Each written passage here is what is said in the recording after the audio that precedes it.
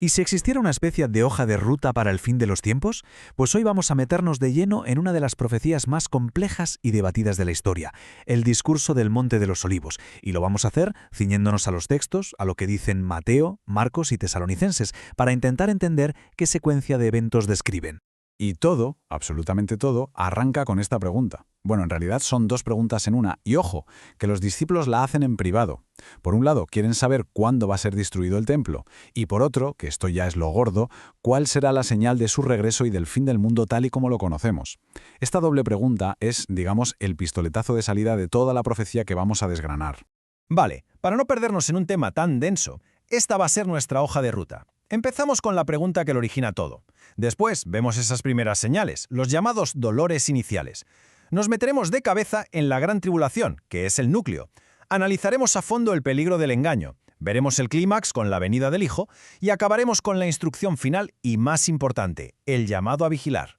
A ver, situémonos un momento. Hay que imaginarse la escena. Están en el Monte de los Olivos, con esa vista espectacular de Jerusalén y su templo imponente. La pregunta de los discípulos no surge de la nada, claro. Es una reacción directa a algo que acaban de escuchar. Una predicción que, sinceramente, les ha dejado helados y que pone patas arriba todo lo que daban por sentado. Pensemos en el impacto de estas palabras. Para un judío de esa época, el templo no era un edificio más, era el centro del mundo, el lugar donde, para ellos, Dios habitaba en la tierra.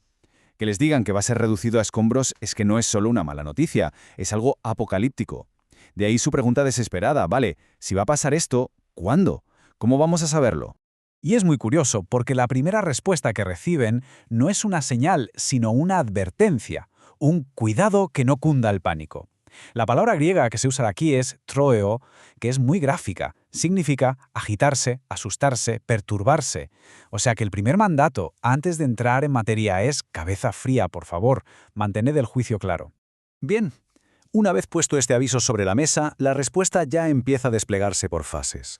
Y la primera serie de señales que se describen, y esto es clave, no son el fin en sí mismo, son como el preludio de algo mucho más grande. Los textos, tanto Mateo como Marcos, nos dan esta lista de eventos: engaños religiosos, conflictos bélicos por todas partes, desastres naturales como hambrunas y terremotos, y persecución. Vamos, un panorama bastante desolador y a escala mundial. Pero lo más importante no es la lista en sí, sino la clave que nos dan para interpretarla. Y aquí está el kit de la cuestión. La comparación que se hace es potentísima, esto es solo el comienzo de dolores, como las primeras contracciones de un parto. ¿Qué significa? Pues que son dolorosas, sí, y que anuncian que el momento final se acerca y que será mucho más intenso, pero todavía no es el nacimiento. Es una distinción vital. Esto es el principio del fin, pero no es el fin. Si lo de antes eran las primeras contracciones, ahora la cosa se pone seria de verdad. La profecía entra en una nueva fase, de una intensidad que no tiene nada que ver con lo anterior. Es la llamada Gran Tribulación, el punto de inflexión de todo este proceso.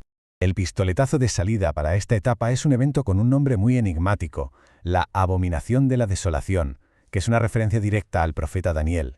Y lo más curioso es que el texto añade una especie de nota al margen. El que lea, que entienda. Es como si nos dijera, ojo con esto, que aquí hay una clave importante, y no todo el mundo la va a pillar. Y la instrucción asociada a esta señal es de una urgencia total. Aquí no hay tiempo para pensárselo. La orden es sal corriendo y no mires atrás. Literalmente. Ni recoger las cosas de casa ni despedirse, huir a las montañas.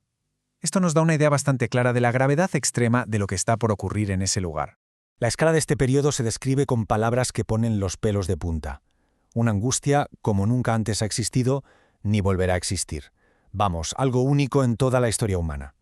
De hecho, se llega a decir que la situación será tan extrema que si esos días no se acortaran, no se salvaría nadie. Y en medio de todo este caos hay un tema que se repite una y otra vez, casi como una obsesión, como uno de los mayores peligros de este tiempo, y ese peligro es el engaño. Vamos a ver por qué se le da tanta importancia. Los dos evangelios nos avisan de que surgirán falsos mesías y falsos profetas. Pero cuidado, porque aquí está el truco. No estamos hablando de 4 charlatanes fáciles de pillar. No, el texto dice que harán grandes señales y prodigios. O sea que el engaño será tan espectacular y convincente que, si fuera posible, podría confundir hasta los más firmes.